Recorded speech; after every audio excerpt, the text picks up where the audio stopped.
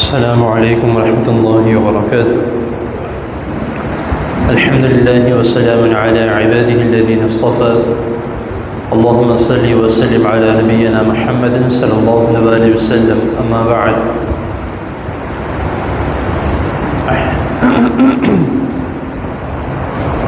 قال رسول اللہ صلی اللہ علیہ وسلم: صیام یوم عرفۃ احتسب علی اللہ ان یکفر السنة التي قبله والسنة التي بعده، او كما قال رسول اللہ صلی اللہ علیہ وسلم۔ حضرت محترم،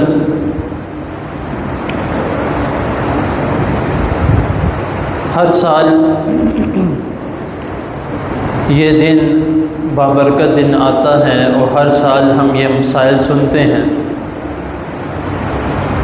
اس کا مطلب یہ نہیں ہے کہ اگر ایک مسئلے کا علم ہے تو اس کو دوبارہ نہیں سنا جائے گا۔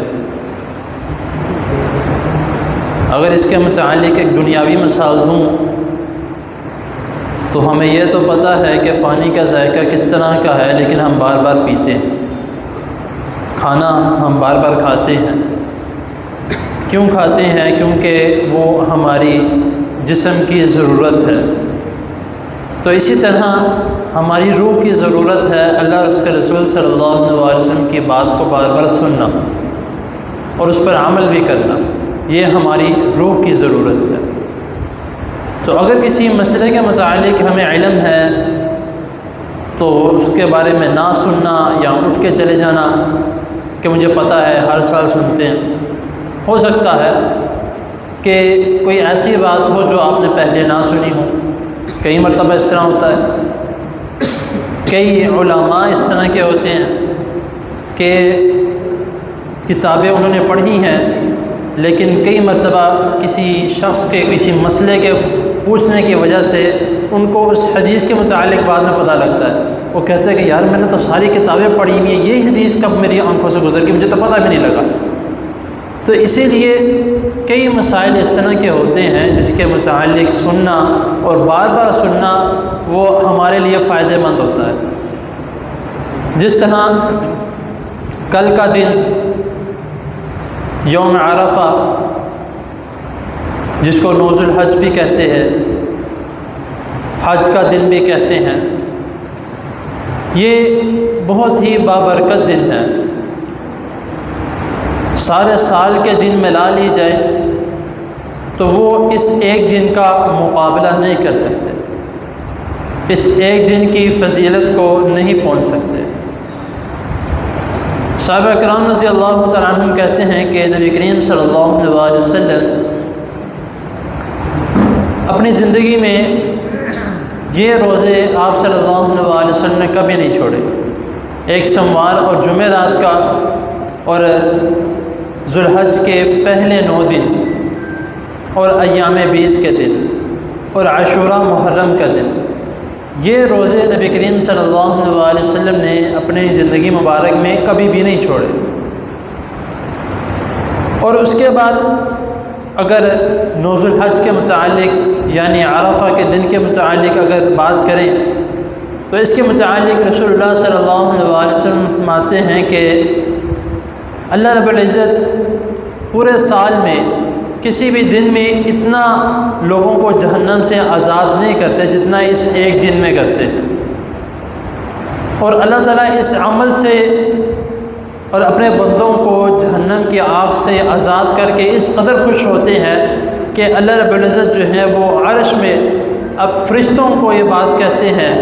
اور فخریہ انداز میں کہتے ہیں کہ میں نے اپنے بندوں کو جہنم کی آگ سے آزاد کرا لیا۔ اور ساتھ اللہ رب العزت سوال کرتے ہیں فرشتوں کو، حالانکہ اللہ رب العزت کو علم ہے، لیکن اللہ رب العزت فرشتوں سے پوچھتے ہیں کہ میرے بندے کیا مانگتے ہیں مجھ سے؟ آج کا دن بخشش کا دن ہے، دعاؤں کی قبولیت کا دن ہے، میرے بندے مجھ سے کیا مانگتے ہیں؟ تو فرشتے کہتے ہیں کہ اے اللہ وہ بخشش مانگتے ہیں، آپ سے آپ کی رحمت مانگتے ہیں۔ تو اللہ رب العزت بھی اعلان کرتے ہیں کہ پھر تم گواہ ہو جاؤ کہ میں نے آج کے دن سب کے گناہوں کو معاف کر دیا۔ یہ یوم عرفہ کا دن اگر کوئی شخص 9 دن جو ہیں اس کے ذو الحج کے مکمل اس سے روزے نہیں رکھے جاتے، نفلی روزے ہیں، مسئلہ کوئی نہیں ہے، نہ بھی رکھے جائیں، لیکن یوم عرفہ 9 ذو الحج کے روزے کے متعلق رسول اللہ صلی اللہ علیہ وسلم بہت تلقین کی ہے، اور یہاں تک کہ اس کے ثواب کے متعلق رسول اللہ صلی اللہ علیہ وسلم نے فرمایا السنۃ التی قبلہ والسنۃ التی بعدہ، کہ اس دن کے روزے، ایک دن کا روزہ، پورے مہینے کا روزہ نہیں ہے، پورے سال کا روزہ نہیں ہے، یا 10 دنوں کا روزہ نہیں ہے،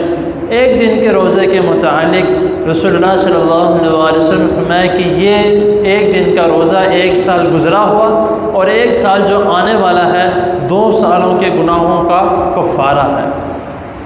صرف ایک دن کا روزہ۔ اس دن میں حج بھی ہے، اس دن میں حاجی جو ہیں وہ عرفات کے میدان میں بھی جاتے ہیں، جس کی وجہ سے اس کو یوم عرفہ بھی کہتے ہیں، اور اس دن جو ہے اللہ رب العزت سب سے زیادہ دعاؤں کی قبولیت بھی کرتے ہیں۔ اس دن جو ہے اللہ رب العزت جب حاجی جو ہیں یہ عرفات کے میدان میں جمع ہوتے ہیں، تو اسی دن اللہ رب العزت نے نبی کریم صلی اللہ علیہ وسلم کے اوپر تمام جو حضرت آدم علیہ السلام سے شروع ہوا تھا انبیاء کا سلسلہ، وحی کا سلسلہ، دین بیچنے کا سلسلہ، اللہ رب العزت نے اس دن میں اس بات کو، اس عمل کو، اس انبیاء کے سلسلے کو مکمل کر دیا۔ کس آیت کے ساتھ؟ الیوم اکملت لکم دینکم واتممت علیکم نعمتی ورضیت لکم الاسلام دینا۔ کو یہودی جب حضرت عمر فاروق رضی اللہ تعالیٰ عنہ کے پاس آئے، آ کے کہتے ہیں کہ تمہارے دنوں میں ایک دن ایسا ہے کہ اگر وہ ہمارے دنوں میں ہوتا تو ہم اس دن عید کرتے، اس دن اتنی خوشی مناتے جس کی حد نہ ہوتی۔ حضرت عمر رضی اللہ تعالیٰ عنہ کہتے ہیں کہ مجھے پتہ ہے کہ وہ کون سا دن، لیکن نبی کریم صلی اللہ علیہ وسلم نے ہمارے اوپر دین کو مکمل کیا ہے، تو ہمارے لیے ہمیشہ 2 ہی عیدیں رہیں گی۔ یہاں پر ایک بہت بڑا نقطہ بھی ہے جو ہم نے آج کل ہمارے معاشرے میں جو عید میلاد النبی بھی منائی جاتی ہے، اس کا بہت بڑا جواب ہے کہ وہ عمل جو کہ ایک بظاہر سوچا بھی جا سکتا ہے، اس دن کو خوشی بھی ایک کی جا سکتی ہے، لیکن اس پہ بھی حضرت عمر فاروق رضی اللہ تعالیٰ عنہ نے منع کر دیا کہ مجھے اس دن کا پتہ ہے کہ جس دن کا تم کہہ رہے ہو وہ یوم عرفہ کا دن ہے، جس دن نبی کریم صلی اللہ علیہ وسلم کے اوپر اللہ رب العزت نے تمام تر چیزوں کو مکمل کر دیا۔ تو اس بات کا بھی ہمیں خیال کرنا چاہیے کہ اللہ رب العزت نے ہمارے اوپر دین کو مکمل کیا ہے، نبی کریم صلی اللہ علیہ وسلم کے اوپر، اور ہماری امت جو رسول اللہ صلی اللہ علیہ وسلم کی امت محمدیہ کہلاتی ہے، ہمارے اوپر آ کے سارا کچھ جو ہے وہ مکمل ہو چکا، نہ ہم اس میں اضافہ کر سکتے ہیں، نہ اس میں کسی قسم کی کمی کر سکتے ہیں۔ جو نبی کریم صلی اللہ علیہ وسلم نے فرما دیا اس کے مطابق ہم نے عمل کرنا ہے۔